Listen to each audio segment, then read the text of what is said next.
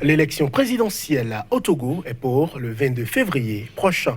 10 candidats se sont déclarés à ce scrutin, dont le président sortant, qui représente les couleurs de UNIR, son parti, mais aussi des opposants investis par leurs partis respectifs et certains candidats qui ont choisi de se lancer en tant qu'indépendants. Angle de vue se propose aujourd'hui de recevoir pour vous des acteurs de ce scrutin qui cristallisent l'attention tant au vu de ces enjeux que des candidats qui s'affrontent. Le docteur Kodjovi Atnaton, puisque c'est de lui qu'il s'agit, est le leader de Nouvelle Vision, un mouvement qu'il entend mener au-delà des clivages pouvoir et opposition afin de gagner la prochaine élection présidentielle. Entre autres, l'homme est enseignant, auteur, rédacteur et publicateur, mais également orateur public, consultant en éducation et en affaires. Avec lui, il sera question de ses chances d'arriver à l'alternance, la première dans l'histoire du Togo, mais forcément aussi des questions de l'heure en lien avec le processus électoral jugé vicié par certains candidats. Il sera aussi question de la situation socio-économique et politique du Togo ces dernières années. Togo, présidentielle du 22 février, la nouvelle vision pour quelle offre politique?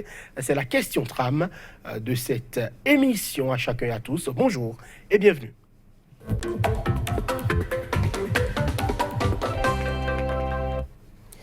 Et donc, sur ce plateau, docteur Kodjovi Atnaton, bonjour. Bonjour Johannes, bonjour à toute l'Afrique, bonjour la jeunesse africaine. Vous êtes candidat déclaré à la présidentielle togolaise. Le format de cette émission n'a pas changé. Sur ce plateau aussi, un confrère à moi, Josper Douanago, bonjour. Bonjour cher confrère, bonjour docteur Ton. Bonjour. Vous êtes journaliste consultant en médias. Ma vraie question est pour vous, docteur Ton. Pourquoi avoir choisi de vous lancer à la conquête du pouvoir d'État? Merci beaucoup. Je crois quand même que la décision de se lancer provient d'un long processus. Un processus que j'ai entamé, ça fait longtemps. C'est-à-dire depuis un certain moment, en tant que jeune, en tant que citoyen, en tant que quelqu'un qui aime mon pays, je me suis lancé à partager mes expériences, à partager mes ressources et à aider ma génération à sortir de l'ornière. Donc j'ai commencé avec une organisation qui s'appelle la Togolese Foundation, qui m'a permis depuis les États-Unis de pouvoir intervenir dans la vie de plusieurs jeunes Togolais. Mais arrivé à un moment, j'ai constaté quand même que nos efforts ont été limités. Il y a eu un plafond qui nous a été imposé par la politique que nous vivons au Togo.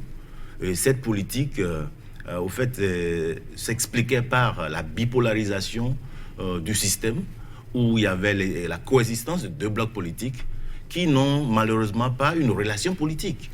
C'était une relation rigidement tendue, basée sur la violence, la haine et beaucoup de choses qui faisaient que un camp ne voulait pas céder à l'autre. Donc il était question de faire émergence d'un nouveau leadership, d'une nouvelle génération qui dépasse les clivages de ces luttes humaines et pour pouvoir faire lumière et donner opportunité aux jeunes Togolais de pouvoir s'épanouir. Donc c'est dans cette analyse, dans cette dynamique, qu'au-delà des actions sociales posées à travers la Fondation depuis plusieurs années, que je me suis lancé pour porter le flambeau de ma génération afin de décrisper la situation et donner chance à notre génération de pouvoir s'épanouir. Alors, à ce scrutin de février, il y a une dizaine de candidats au total, dont vous, bien évidemment, mais aussi le président Faure Gnassingbé. Beaucoup estiment que le président ne devrait pas être candidat à un 4e mandat. Quel est l'avis du challenger que vous êtes sur la question? Je pense quand même que c'est une fausse histoire quand les gens pensent que le président ne doit pas être candidat. Parce que si les gens demandaient au régime de ne plus se présenter, alors j'allais comprendre. Parce que le problème que nous avons n'est pas un problème d'homme, c'est un problème de tout un système. Donc si aujourd'hui nous crions partout que le président ne doit pas se présenter, mais au même moment nous acceptions qu'il puisse être remplacé par quelqu'un d'autre de son parti, alors le système va perdurer. Donc ce qui est essentiel au fait, c'était de peut-être chercher à ce que le régime ne soit plus candidat aux élections, et ce qui n'est pas conforme avec la Constitution. Donc pour moi, pour pouvoir avoir alternance en cette année 2020, il faut un Faure Gnassingbé pour céder à un Kodjovi Ton. Donc nous avons déjà anticipé, j'ai anticipé depuis longtemps qu'il doit être candidat afin que je puisse avoir l'alternance dont on a besoin. Parce que s'il y avait un autre candidat, le système verrouillé que nous connaissons va toujours faire les magouilles qu'ils font toujours pour pouvoir maintenir ce nouveau candidat. Et c'est encore reparti pour longtemps. Donc pour moi, c'est une bonne chose, une bonne nouvelle de voir Faure Gnassingbé candidat aux élections présidentielles, mais qui ne sera pas président en cette année de 2020, parce que Kodjo-Vitong sera le candidat et le président de la République. Alors, Faure Gnassingbé candidat pour un 4e mandat, alors que des voix s'élèvent contre le 3e mandat en Afrique de l'Ouest, notamment. Plusieurs pays sont, comme qui dire, en effervescence au-delà de toute passion. Est-ce que, selon vous, Josper Zouanango ne doit pas tenir compte des lois qui régissent la République? Il y a les débats fait rage. Et quel est votre avis sur la question? Non, mais il est évident que pour être légaliste, on doit pouvoir se résoudre à accepter les lois qui régissent chaque nation, chaque communauté. Il n'en demeure pas moins que certaines lois peuvent être concoctées, montées de toutes pièces, juste pour faire avancer un processus. Et c'est le cas aujourd'hui dans nos régions, essentiellement au Bénin comme au Togo d'ailleurs.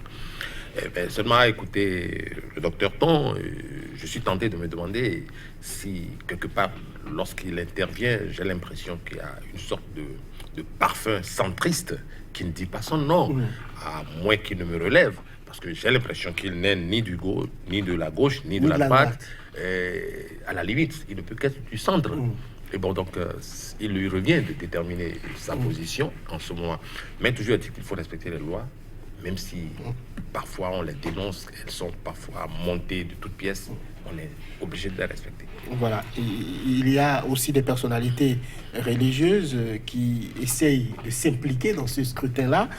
C'est le cas de Monseigneur Philippe Poudreau. L'homme entend mobiliser pour une candidature unique de l'opposition, mais c'est une volonté manifeste qui visiblement est déjà face à un échec, puisque le candidat désigné par Monseigneur Philippe Poudreau est connu, mais il y a d'autres candidats de l'opposition, notamment Jean-Pierre Fabre. Oui, justement, quand vous voyez, peut-être l'appellation candidat unique de l'opposition est une aberration. D'autant plus que quand on parle de l'opposition, quand on prend par exemple l'ANC, c'est l'opposition. Donc quand M. Agbeyome est candidat, il est déclaré candidat de l'opposition, alors que Jean-Pierre Fabre aussi va aux élections, ça peut sembler être un chaos. Mais ce qui est à comprendre, c'est que M. Agbeyome est le candidat unique de ceux qui se sont regroupés autour de l'idéologie de Monseigneur Poudreau.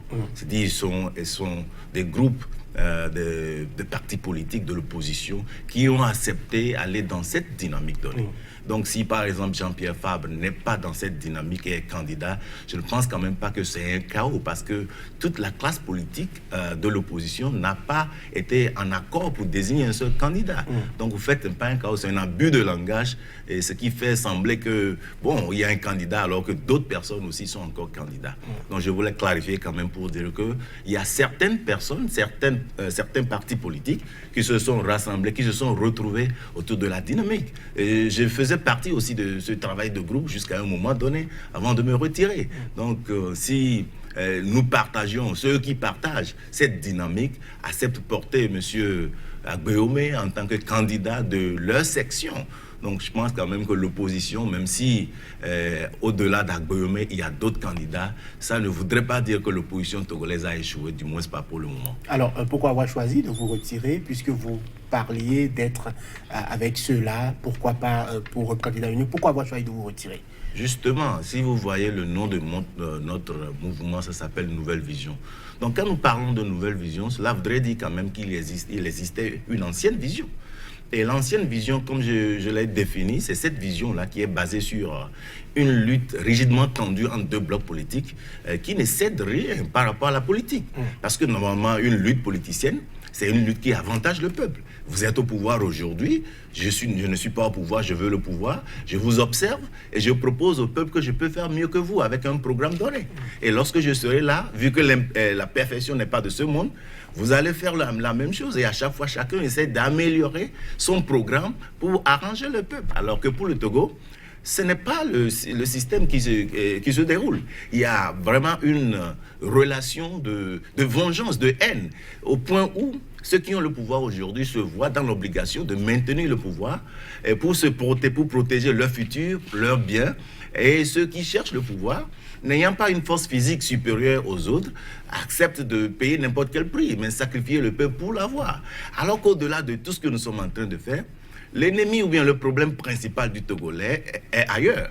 Et ce n'est rien d'autre que la misère, la galère que nous traversons. Des centaines de Togolais, des milliers de Togolais qui, à la fin de leur formation, de leurs études, sont dans la rue en train de chercher à faire. Des Togolais vivant dans des situations d'injustice. Donc, il faudrait quand même que nous ne perdions pas de lutte le problème, nous ne perdions pas de vue le problème essentiel. Et ce problème pour nous, à la Nouvelle Vision, c'est ce manque du cadre qui permettrait aux jeunes Togolais, à ces talentueux Togolais un peu partout, prêts à travailler, de trouver à faire. À ces entrepreneurs Togolais de pouvoir trouver à alimenter leurs entreprises. À nos mamans, dans les champs, dans les marchés, de pouvoir aller faire des chiffres d'affaires, revenir tout contentes. Donc, c'est de là que nous parlons. Et c'est réellement ce qui a fait que nous nous sommes retirés. Parce que nos aînés politiques, ils n'acceptent pas, au fait, une nouvelle dynamique. Ils sont ancrés dans une dynamique de combat des hommes contre des hommes. Alors que ce combat ne justifie même pas la naissance de la Nouvelle Vision. Donc, ce que nous avions fait, nous nous sommes retirés, nous avons vu le prélat, nous avons échangé avec lui. Nous avons commencé à faire des B2B pour faire comprendre à nos grands frères que faire la même chose de la même manière, dans les mêmes conditions, donne toujours les mêmes résultats. Bon, malheureusement, ça n'a pas tellement duré, ils ont pris la décision. Mais je tiens quand même à aussi rappeler, parce que les gens tendent à confondre les choses.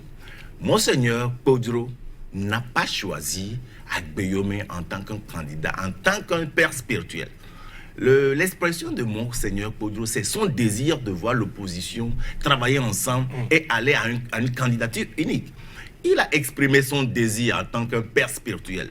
Il n'est pas parti pour nous dire aujourd'hui que j'ai prié, Dieu m'a révélé que le candidat que nous devons tous supporter est telle ou telle personne. Si c'était le cas, le schéma serait différent.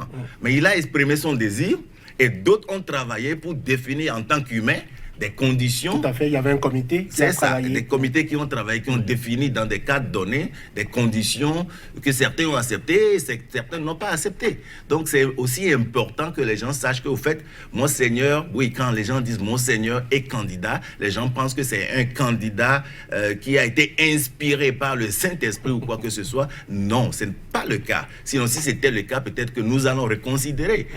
Parce qu'au-delà de tout, ce qui nous donne la force, le fondement, les fondamentaux de notre engagement, c'est la foi que nous avons en Dieu, que toute seigneurie vient de la divinité. Donc voilà un peu ce que je pourrais ajouter sur ce cas et ce qui a fait que nous nous sommes retirés parce que l'ancienne vision continuait et s'oriente vers le chaos. Alors, Jos Pessoa-Dango, on a l'impression que aujourd'hui, l'ANC est un peu fâché. On voit quelques diatribes, quelques postes, ça et là balancés, traités durement parfois Monseigneur Podro, parfois le candidat, traité de candidat unique de l'opposition. On a l'impression que les difficultés de l'opposition togolaise à s'unir autour de mêmes idéaux, avec des objectifs communs, c'est un vœu pieux chaque fois qu'il y a des mobilisations, chaque fois qu'il y a des vœux, de les voir ensemble pour faire les choses et faire aboutir un certain nombre, on va dire, de demandes. Il y a, comme qui dirait toujours, des difficultés à l'aboutissement donc de cette volonté-là. Qu'est-ce qui peut expliquer la chose selon vous? Moi, j'ai l'impression, et je peux me tromper, j'ai l'impression que ce qui justifie cette problématique, c'est essentiellement le fait de ne chercher à s'unir, à rester ensemble qu'à l'approche des échéances. C'est-à-dire entre deux présidentielles ou entre deux enjeux, on ne voit l'opposition togolaise ou les forces politiques togolaises qui ne sont pas de la mouvance s'unir qu'à quelques encablures de ces échéances-là. Moi, je pense que lorsqu'une équipe de football veut faire de la performance, ce n'est pas à quelques jours ou à quelques semaines d'un match important qu'il faut se retrouver, faire les ajustements. Et donc, c'est ce qui pourrait, à mon sens, expliquer la situation qu'on note souvent au Togo et ailleurs d'ailleurs. Et donc, Tout à l'heure, dans l'intervention du docteur Ton, moi, j'ai retenu ceci, je l'avais dit à l'entame de cette émission, qu'il donne l'impression de n'être ni de la gauche ni de la droite et qu'il est à la limite centriste. Bon, il ne s'est pas prononcé là-dessus, mais je suis en train de me demander de façon beaucoup plus triviale, docteur Ton, êtes-vous aujourd'hui de l'opposition, de la mouvance ou au centre? C'est important, ça va clarifier aussi le débat au niveau de vos nombreux fans, j'ose croire. Oui. Voilà. Non, d'accord, cette question me revient très souvent, mais malheureusement, vous ne citez que 3 côtés, en laissant le principal, de la gauche, de la droite ou bien du centre. Mais le peuple est où? Parce que, oui, les gens se disent qu'il y a actuellement 3. Si toi tu es de la gauche, tu es de la droite ou du centre. Je n'aime pas trop le thème centriste, même si je comprends au fait sa finalité ou bien son explication implicitement. Mais quand on me dit que je suis au centre et que je suis entre deux, le parti au pouvoir, l'opposition, et le parti au pouvoir propose quelque chose qui est bien, et l'autre dit non, ce qui est bon c'est à 100, et l'autre est à 0. Donc un centriste sera à 50. Alors que si ce que le parti au pouvoir propose est bon, je le prends. Et si ce que l'opposition propose est bon, je le prends. Donc au fait, le thème de centriste, c'est, pour moi, vu sa définition, c'est chercher toujours à être au beau milieu. Alors que non, je veux être objectif. Je veux porter mon peuple en premier. Donc, quand j'ai des propositions au niveau du régime, quand je vois des programmes présentés par le régime en place aujourd'hui, qui sont de beaux programmes, je le soutiens. Mais quand il y a des programmes, il y a des propositions de l'opposition qui sont bonnes, mais je les soutiens. Bon, ce n'est pas un problème de centrisme, mais c'est plutôt un problème d'objectivité et de finalité. Et la finalité, pour moi, c'est de voir ce peuple évoluer. Et on ne peut arriver à cette évolution que lorsqu'on arrive à tirer le meilleur de chaque côté pour en faire la force et les béquilles pour le développement de notre pays. Donc c'est pourquoi, pour moi, aujourd'hui, ce qui est important, c'est que je suis du peuple. Donc si vous croyez la gauche et la droite, je crois que les deux aussi sont du peuple. Et si je suis du peuple, donc je suis de la gauche, je suis de la droite, et je suis pour le peuple. Ce que je voudrais dire, c'est que je ne me mets pas dans une position de contre-attaque parce que vous êtes de l'autre côté. Non, vous avez des choses que je peux... vous avez des talents dont je peux en profiter pour mon programme. C'est pourquoi j'avais dit la dernière fois qu'en février, je serai proclamé président. Mais je suis proclamé président et le régime en place dit, bon, on a échoué et on va à la maison. Mais on ne peut pas conduire ce pays. On a besoin de tout le monde. J'ai besoin de l'opposition. J'ai besoin du régime. J'ai besoin de ceux-là même qui ne sont pas dans la politique, mais qui ont des idées, qui ont des programmes qui peuvent faire évoluer le pays. Parce que je ne suis pas en train de construire une politique. Je ne suis pas politicien. Et je ne serai pas politicien. Je suis venu, j'ai besoin de la magistrature suprême comme un outil qui me permettra de faire le travail de développement que j'ai entamé depuis 2009 à travers ma fondation. Et ce qui doit aboutir à la création d'opportunités pour la jeunesse togolaise, à la création d'un cadre de sécurité et d'un cadre qui aussi permet non seulement aux Togolais de rêver, mais aussi de réaliser leurs rêves. Donc voilà ma position par rapport à mon engagement. Alors, Joseph Soanago, voilà donc une réponse qui est claire. Par rapport à la mobilisation qu'il y a eu récemment, beaucoup de Togolais sont sortis dans la rue. Il y avait des milliers de personnes, des centaines de milliers pour certains, dans plusieurs villes du pays, à l'appel donc du PNP, puis de l'opposition plurielle à travers la C14. Quelle lecture faites-vous de cette mobilisation, Dr Ton? D'abord, je crois que cette mobilisation ne justifie que la jeunesse de l'opposition togolaise. Si vous voyez, vous partez un tout petit peu en arrière, vous allez voir que l'opposition togolaise est fondée sur le radicalisme. Le premier parti, plus grand parti de l'opposition, était l'UFC. Bon, quand on laisse les anciens, l'UFC. Maintenant, dites-nous pourquoi l'UFC était le plus grand parti. Parce que son leader en ce temps, on se disait, son papa a été... Vous voulez parler de Gilles-Christ Olympio. Justement. Donc, tout le monde croyait qu'il ne peut pas faire alliance avec les autres. Donc, tout le monde rentrait dans l'UFC. Pas parce que l'UFC avait proposé un programme, mais c'est parce que l'UFC était vraiment ennemi du régime RPT. Donc, c'est pourquoi il avait vraiment tellement de monde. Et il s'est fait le grand parti de l'opposition. Et vous allez voir que ça, quand ça a commencé à chuter en 2010-2011, où il s'est rapproché un tout petit peu, peut-être pour commencer le réel politique, en ce moment, il a perdu le nerf de la guerre, qui était la violence, la rigidité. Donc c'est ce que l'autre a pu tirer comme substance pour pouvoir maintenant drainer ceux qui ne se voient plus en l'ANC. Donc l'ANC n'a pas eu des membres parce qu'il a proposé un programme autocollant. C'est parce que les gens déçus de l'UFC deviennent directement les membres de l'ANC. L'ANC s'est constitué comme le plus grand parti. Donc vous allez voir que l'opposition togolaise est basée sur un positionnement rigide, tendu. Donc quand PNP est venu, et cette manifestation, parce qu'à un moment donné, c'est comme si l'opposition togolaise était presque noyée. Et quand le PNP est venu, et surtout avec cette violence, ça justifie au fait ce qui donnait au fait le goût aux Togolais de s'appartenir au parti de l'opposition. Donc très rapidement, les gens ont vu quand même qu'il y avait vraiment au-delà d'une violence de parole, il y avait une violence physique qui s'est ajoutée, et voilà ce qui a fait que le peuple étant déjà fatigué pour plusieurs années, sans pouvoir avoir de bonnes conditions, le peuple s'est jeté croyant que le Messie était là.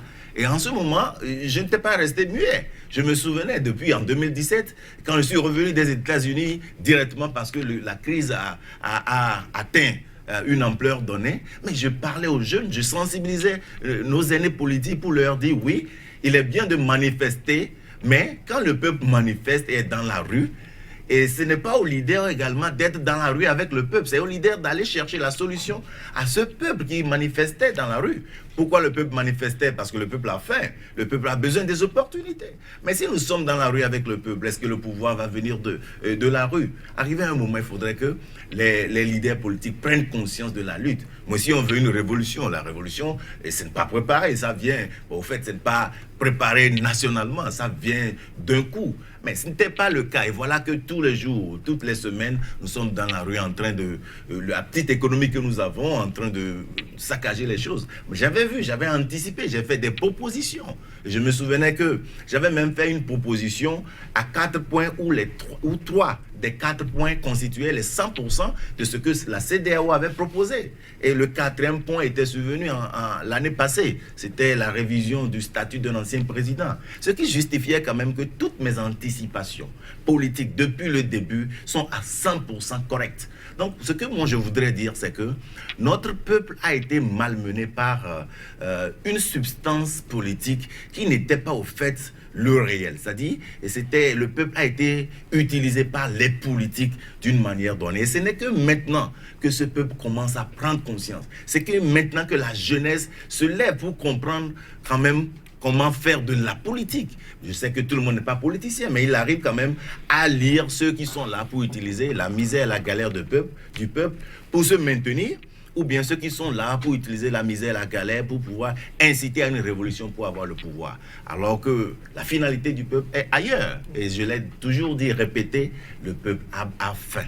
Le peuple a besoin de manger et de vivre dans toute sécurité. Alors, dans la lecture du docteur Ton, on a l'impression que l'opposition togolaise a failli, notamment par rapport à cette mobilisation-là. Quelle est votre lecture sur la question rapidement? Par rapport à l'intervention au propos du docteur Ton, il me semble que la lecture qu'il en fait est que l'opposition jusque-là n'a pas marqué de bons points. Tout au plus, elle se retrouve dans la rue et avec ses leaders, ce qui, à ses yeux, n'est pas la meilleure formule. C'est ce que je retiens de son intervention.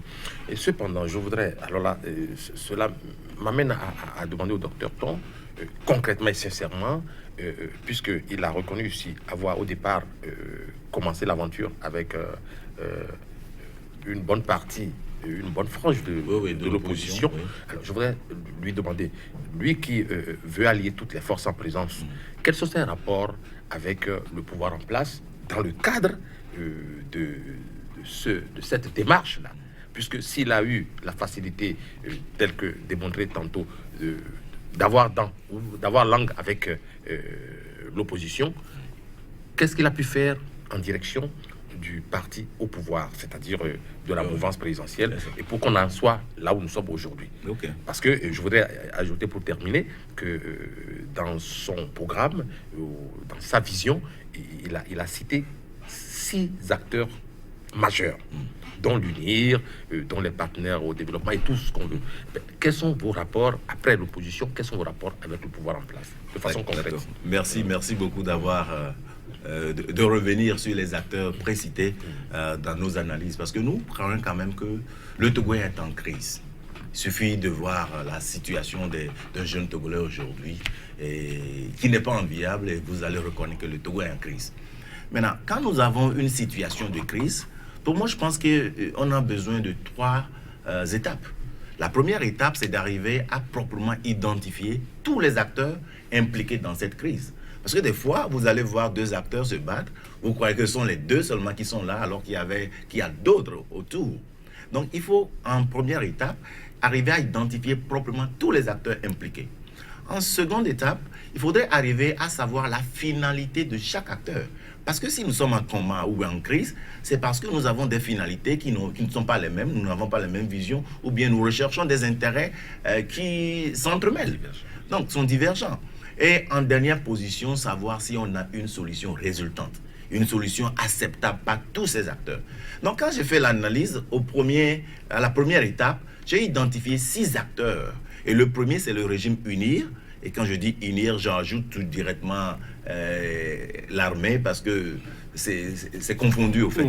Et il y a les leaders de l'opposition en acteur numéro 2. Il y a le peuple en acteur numéro 3. Il y a la diaspora en acteur numéro 4. Il y a les multinationales en acteur numéro 5. Et il y a la communauté internationale en acteur numéro 6. Maintenant, quand je prends chaque acteur, quand je prends le régime UNIR, ils ont 2 intérêts ou bien 2 finalités. C'est la peur du lendemain et la peur de perdre des privilèges. Quand je prends l'acteur numéro 2, les leaders de l'opposition, c'est la soif de l'opposition et c'est la soif de l'alternance. Parce que ça fait plusieurs années, il y a une équipe qui est là-bas, mais les choses ne s'améliorent pas. Donc ils ont besoin quand même de changer pour espérer un changement. Quand je prends le peuple, il y a 2 raisons principales. C'est la faim et la justice sociale. Donc quand je dis la faim, je ne dis pas que les Togolais veulent rester pour recevoir du manger de quelqu'un, mais avoir des opportunités. Quand je prends la diaspora, il y a également deux problèmes. Le premier, c'est qu'il y a un poids économique qui est mis sur la diaspora par la misère de nos populations. Nous sommes à l'étranger, nous travaillons, mais nous sommes obligés d'étendre nos mains, alors que là-bas aussi, ce n'est pas facile. Et le second point, c'est que cette diaspora veut aussi retourner librement, investir, vivre ou bien visiter son pays. Donc il a besoin de cette sécurité. L'acteur numéro 5, les multinationales. Les multinationales, au fait, ce sont des gens qui ne sont pas apparents, mais qui jouent un rôle très important dans la crise togolaise. Ce sont des gens qui sont venus investir des milliards dans nos pays. Mais en Afrique en général, nous avons l'impression que les nouveaux leaderships n'ont pas ou bien ne prônent pas la continuité de l'État. Et vous allez voir en 2017, dans les propos même des leaders, c'est comme si, oui, ils ont signé tel contrat, on vient, on va stopper les contrats, on va faire tel. Mais un investisseur qui vient investir des milliards dans ton pays, qui n'a même pas encore de retour sur investissement, va accepter que ce régime change pour que l'autre là arrête mon contrat après tous les investissements faits. Mais je pense quand même que nous devons prendre en considération l'intérêt des multinationales. Et le 6e acteur, la communauté internationale. Pour comprendre au fait la manière dont la communauté internationale travaille, comprenez l'expression qui dit « il vaut mieux l'injustice que le désordre ».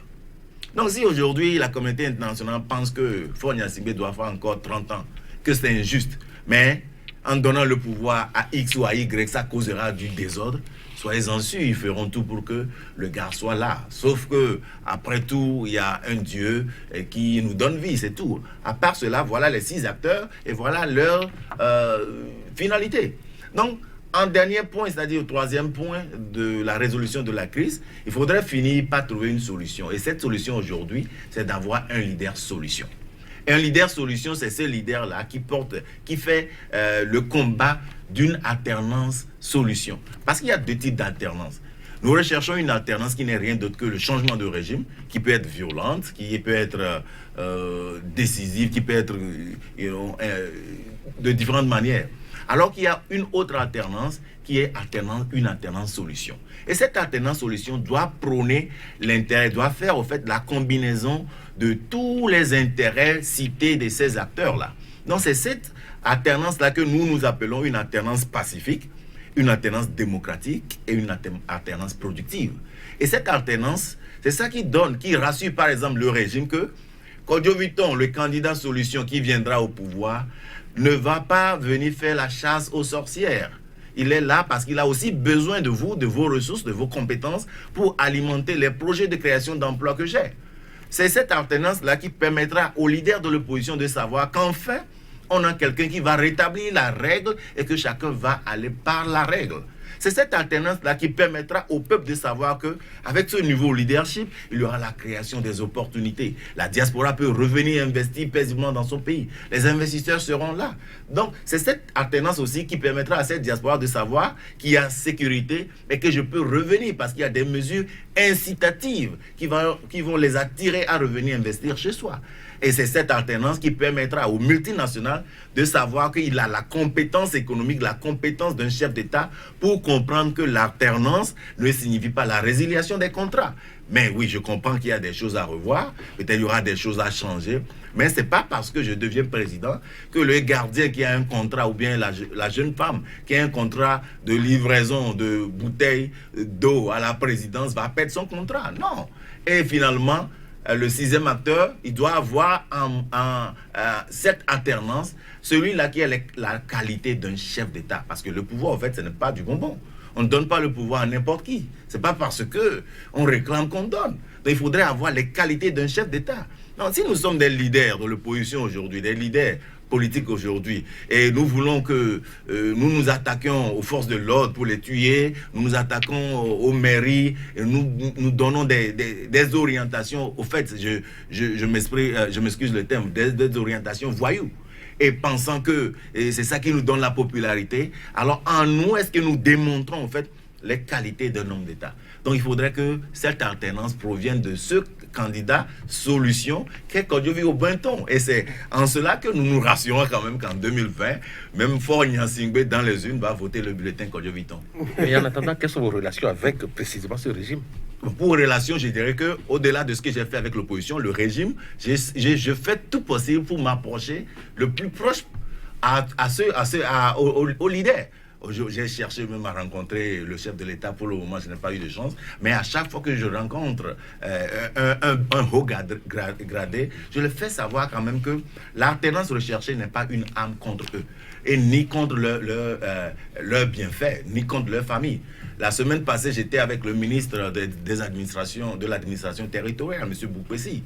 Et je lui ai expliqué, il dit non, eux, ils sont dans la conservation. J'ai dit, nous sommes dans l'alternance. On s'était échangé dans une ambiance où je leur faisais savoir quand même que l'avènement d'un nouveau leadership, au fait, ne doit pas être vu comme un danger contre vous, mais plutôt une libération, parce qu'ils sont là depuis longtemps, ils ont des ressources, mais ils n'en profitent même pas. Mais il y a une vie après le pouvoir. Donc c'est le rôle de ce nouveau leadership que nous avons, de les rassurer quand même qu'ils sont nos papas, ils sont nos aînés, ils peuvent aller en retraite paisiblement et que nous allons continuer le boulot. Donc je le fais sur les médias également, si je n'ai pas d'opportunité de les approcher, mais de les rassurer quand même que l'avènement du leadership de Kodjo Vitton, au fait, c'est la solution pour tout le Togo. Docteur Ton, résolument en campagne. Alors, les absents au prochain scrutin, il y en a, notamment le comité d'action pour le renouveau CAR, fondé par l'ancien Premier ministre Yavi Abouibol. L'homme déclare que les conditions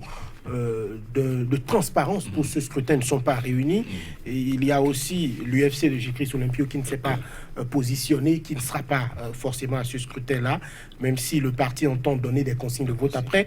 Alors, des griefs faits à la CENI, où est-ce que votre mouvement en est? Quelle est votre lecture des griefs faits à la CENI, notamment la Cour constitutionnelle, qui est aussi taxée d'être inféodée au régime? Il devait y avoir 9 membres, il n'y en a eu que 7 d'installés. Il y a, comme qui dirait que les règles du jeu sont pipées bien avant le match. D'abord, avec l'historique, vous allez voir que nos aînés, à chaque fois, c'est... Et le confrère a déjà dit ça, le journaliste l'a dit, parce qu'on attend dernière minute pour se positionner sur certains sujets. Si le comité d'action pour le renouveau, le CAR, se retire de cette lutte à moins de 2 mois de cette élection, pour moi, le travail n'a pas été fait, parce que ce n'est pas maintenant que ça a été décidé. Nous savions que les élections présidentielles venaient. Donc il y a tellement de choses, au fait, qui sont de l'amateurisme. Je ne suis pas en train de jeter les mauvais dés sur nos aînés politiques. Je reconnais les efforts qu'ils ont faits. Aujourd'hui, je me pointe devant la population pour parler politique aisément, sans avoir peur. Pourquoi? Parce que des aînés politiques ont combattu et nous ont donné quand même d'évolution. Donc je reconnais le travail qu'ils ont fait. Mais néanmoins, acceptons quand même pour dire qu'ils doivent céder la place pour que le travail soit fini en toute beauté. Donc si le cas se retire, par exemple, l'UFC ne se positionne pas, je pense quand même qu'ils doivent faire ce travail depuis. Imaginez le problème que nous avons soulevé même dans l'équipe de travail autour de Monseigneur Podro par rapport au fichier électoral. Pour moi, c'est un faux problème. Le fichier électoral, c'était vu depuis décembre 2018.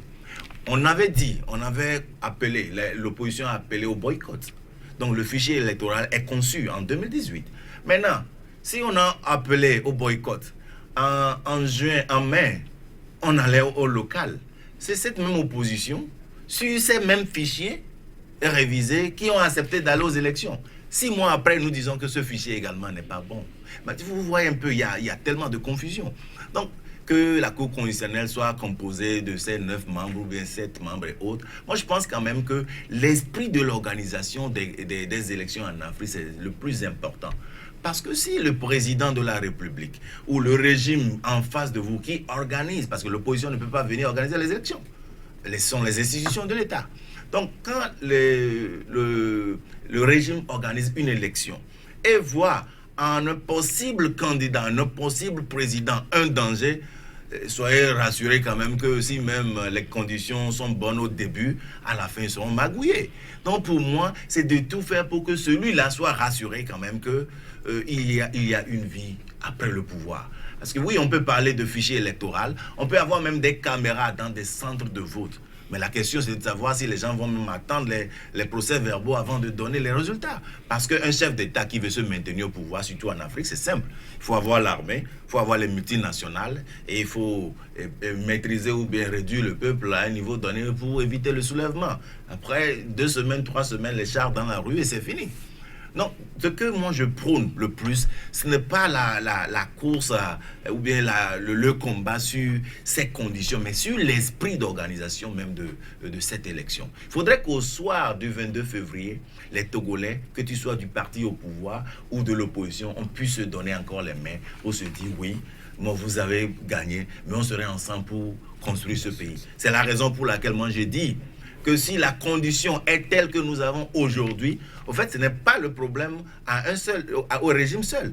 C'est les deux. Parce que si ça ne permettrait pas à ce que moi, en tant que citoyen, en tant que quelqu'un qui ne voulait pas faire la politique, je n'arrive pas à faire ce que je veux faire à travers une organisation non gouvernementale et que tout est politisé, c'est parce qu'il y a la coexistence de ces 2 blocs politiques qui ont, au fait, tracé une ligne horizontale qui ne permet aucun développement.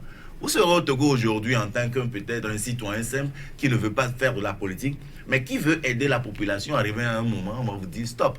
Parce que ce que vous faites déjà, ils vont voir la connotation politique. Donc ce que je voudrais dire par là, c'est que oui, on peut se battre pour des conditions données, mais tant que l'esprit d'organisation des élections n'est rien d'autre que faisons tout pour avoir encore le pouvoir. Donc sachez que ça soit par achat de conscience, que ça soit par vol direct, que ça soit par manipulation, les gens auront toujours le pouvoir. Mais aujourd'hui, quand même, je pense qu'avec l'avènement de la nouvelle vision, je pense qu'il y a beaucoup même du régime aujourd'hui qui, à des moments donnés, si on arrive à se parler, se disent, on n'a jamais vu cela au Togo. Je me souviens la dernière fois, j'ai rencontré la communauté internationale, Ibn Chambas et autres. Quand on a fait notre présentation, Ils ont dit waouh, c'est du jamais vu. Ce que je voudrais dire, c'est que notre position, c'est comme, bon, dans une même dynamique où l'autre est une bête noire. Il faut la chasser et c'est tout. Mais comment la chasser même, il ne développe pas de stratégie. Moi, je pense quand même qu'il est temps qu'on puisse se dire la vérité, qu'on puisse faire bas la terre et reconstruire notre nation. Alors, critique à l'attention de la CENI du processus électoral, Jospin Zouanankou. Oui. Si j'observe un peu la vision du docteur Ton, c'est que les choses peuvent rester en l'état et puis on fera la route avec. Mais quand on observe les autres acteurs, il est reproché énormément de choses à la CENI. Et sa réformation a été exigée ou demandée depuis des années. Et ça ne s'est jamais réalisé. Et je me dis, peut-être, parce que là, il a laissé entendre aussi, le docteur Ton, que les pouvoirs sous les tropiques qui veulent se maintenir ont plus d'un tour dans leur sac. Ont tous les leviers pour le faire. Voilà, et donc c'est ce à quoi on assiste en ce moment. Et moi, je me dis, il aurait été intéressant pour le pouvoir au Togo d'accepter certaines de ces conditions pour, n'est-ce pas, permettre à l'opposition ou à ceux qui sont en confrontation d'avoir confiance en ce processus qui se profile à l'horizon. Mais ça n'a pas été fait jusqu'à là où nous parlons. Je voudrais croire que le génie créateur du Togolais pourra transcender tous ces écueils pour que nous assistions à des joutes plus ou moins éthiques et transparentes. Alors, les deux dernières élections ont été contestées par le candidat arrivé deuxième, notamment Jean-Pierre Favre. C'était en 2015 et en 2010. Aujourd'hui, est-ce que vous avez l'impression que les conditions sont réunies pour un scrutin apaisé et surtout un scrutin dénué de ce type de confrontation-là?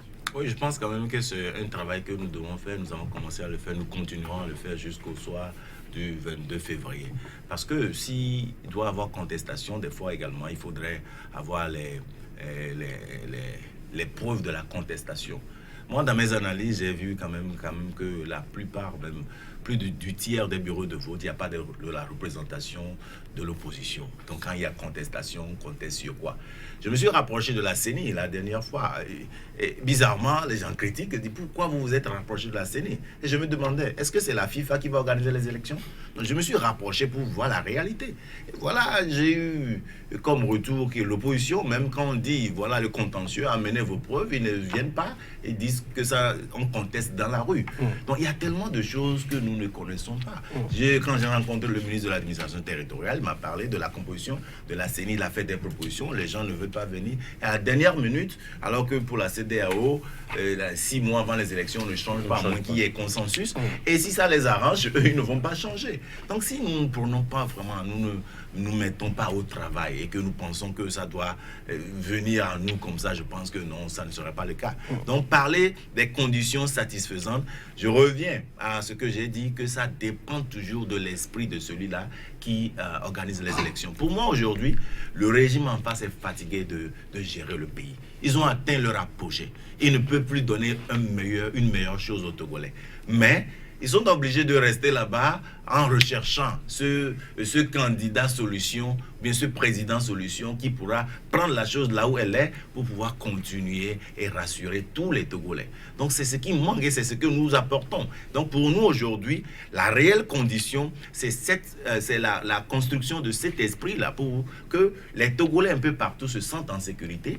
Les Togolais ne soient plus dans une dynamique de contre-attaque parce que vous êtes de l'autre parti, je suis de telle partie, on doit se confronter. Non, mais faisons des confrontations, des programmes, des idées, parlons de ce genre de choses au lieu de se battre parce que vous êtes de telle partie, je suis de telle partie. Donc pour moi aujourd'hui, les conditions réunies ne sont pas avoir les nombres donnés à la Cour constitutionnelle, avoir telle machine, avoir tel, tout ça là pour moi, ça peut être déjoué n'importe quel moment tant que l'esprit ne profite pas au régime, aux multinationales et à la communauté internationale. Donc c'est important pour nous aujourd'hui et c'est pourquoi nous à la Nouvelle Vision, nous faisons cette éducation de la population pour que les gens comprennent au fait les enjeux de leur action. Aujourd'hui, je suis certain que dans les 10 000 bureaux de vote, Nouvelle Vision aura un représentant. Tant qu'il y aura un Togolais, il y aura un représentant parce que les Togolais commencent par comprendre que prendre peut-être 50 000 le jour de bureau de vote et pour signer un procès verbal tronqué, veut dire que tu vends tes 5 ans de succès à 50 000. Mais ils ne commencent pas à comprendre que oui, 50 000 ne représentent pas mon bonheur si ce pays marchait. Donc, arriver à un niveau, il faudrait quand même conscientiser les gens, parler au cœur des Togolais, non continuer à parler au ventre des Togolais. Et c'est ce que nous faisons, c'est ce qui va nous rassurer des conditions d'élection propres. Et ces conditions ne viendront que lorsque le chef de l'État lui-même en personne reconnaîtra quand même qu'il y a un leader qui est venu pour rassurer et passera les témoins. Donc, c'est pourquoi j'ai dit, pour pouvoir avoir un Kodjoviton en 2020, il faudrait avoir un Faure Gnassingbé qui est rassuré. Donc voilà. Voilà, ce sera déjà votre mot de fin. Vous êtes docteur Kodjovi Atnaton, candidat des carrières présidentielles togolaises. Face à vous aujourd'hui, Josper Zoanago, journaliste consultant en médias. C'était donc une émission entièrement consacrée à la présidentielle du 22 février prochain. Les questions étaient nombreuses, multiples et multiformes. Merci à vous, chers téléspectateurs, de nous avoir suivis. À très bientôt pour notre numéro de Angle de Vue. D'ici là, portez-vous bien.